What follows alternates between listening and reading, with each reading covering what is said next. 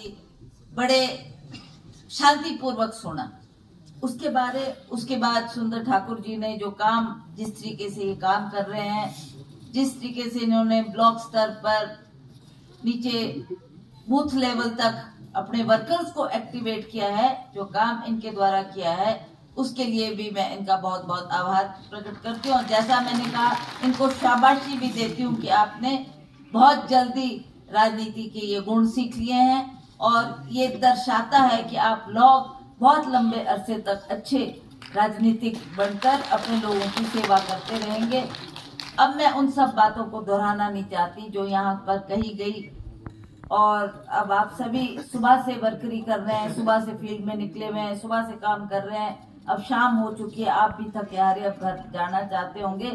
तो मैं संक्षिप्त में आपसे 2 शब्द कहना चाहती हूँ कि हमारे चुनाव बहुत नजदीक आ गए। अब तो 12 तारीख, ऐसा लग रहा है कि एक एक घंटा, एक एक पल हमारे लिए बहुत कीमती है।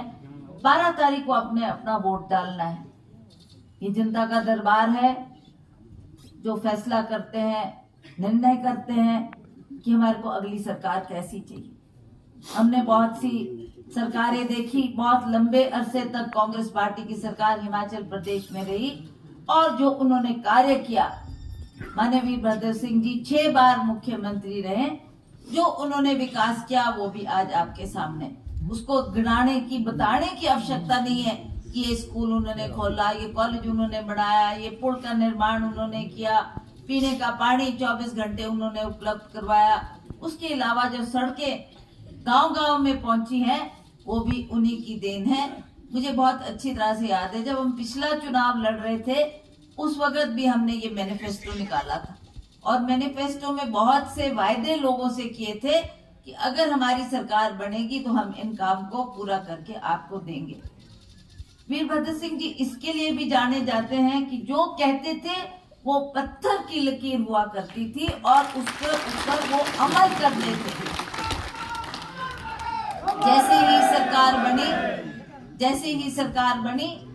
जैसे ही उन्होंने शपथ ग्रहण की और उसके बाद तुरंत उन्होंने जितने भी विभागों के सेक्रेटरी थे, अफसर थे, सभी को बुलाया दफ्तर में और ये कहा कि ये मेरा मैनिफेस्टो है और 5 साल में आपने ये सारे के सारे काम पूरे करके देने।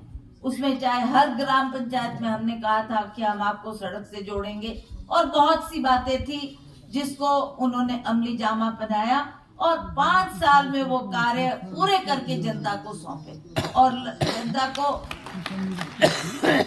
उसका जनता ने आभार भी जताया, उनका धन्यवाद भी किया कि आपने ये काम किया है।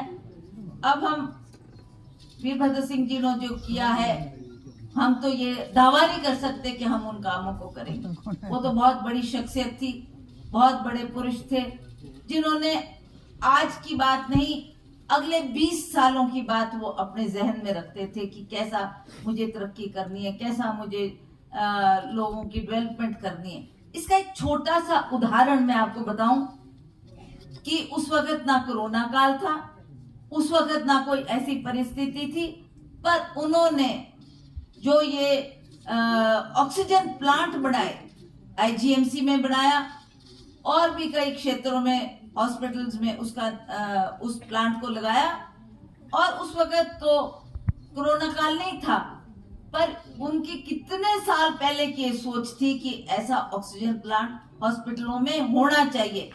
आप मानोगे नहीं, जब कोरोना काल आया तो सबसे ज्यादा अगर किसी चीज ने काम किया तो वो ही ऑक्सीजन प्लांट थे, जो हर व्यक्ति को, हर मरीज को उस वक्त ऑक्सीजन दे रहे थे और लोग दुआएं दे रहे थे उस व्यक्ति को, राजा साहब को, कि आपके द्वारा जो ये गैस, ये ऑक्सीजन प्लांट लगाए गए, अगर ये नहीं होते तो हम कहते कि पता नहीं कितनी ज्यादा मौतें हो चुकी। कहां से आप ऑक्सीजन सिलेंडर लाते, कहां से आप उन लोगों को बचाते और कहां से आप उसमें उन कामों को करते। पर धन्य है वो व्यक्ति। मैं इसलिए नहीं कह रही कि वो मेरे पति थे, पर मैं एक इंस्टेंस आपके सामने रख रही हूँ कि इतनी दूर की उनकी सोच होती थी। बहुत पहले उनके जहन में कुछ बातें आ जाती थी जो आज हम देख रहे हैं कि हम कल की सोचते हैं, परसों की नहीं सोचते।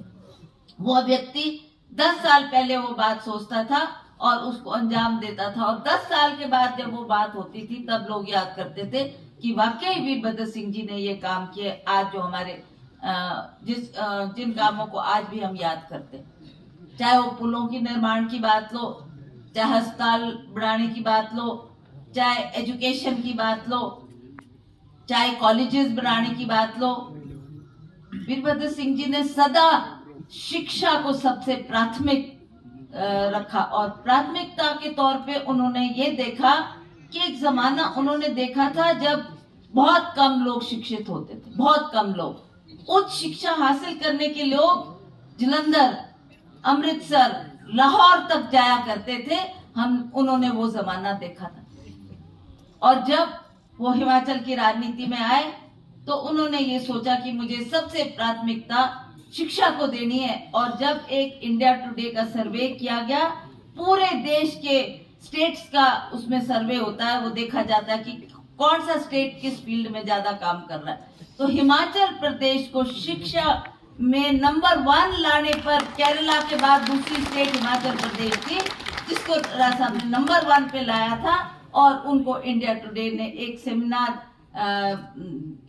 दिल्ली में आयोजित किया, उनको उसके लिए फैसिलिटेट भी किया, उनको ऑनर भी किया, और उनको कहा कि 2-3 चीजें और भी थी, हेल्थ था, सोशल एक्टिविटीज थी, और उसके अलावा एजुकेशन में केरला एक स्टेट थी जहां पर एजुकेशन पे बहुत तवज्जो तब से दी गई जब अंग्रेजों का राज था। और हिमाचल प्रदेश को नंबर 1 आने में बड़ी बड़ी स्टेट से का मुकाबला करते हुए हिमाचल नंबर 1 पे आए। कितनी बड़ी बात है, कितनी बड़ी बात है। ये वीरभद्र सिंह जी की सोच थी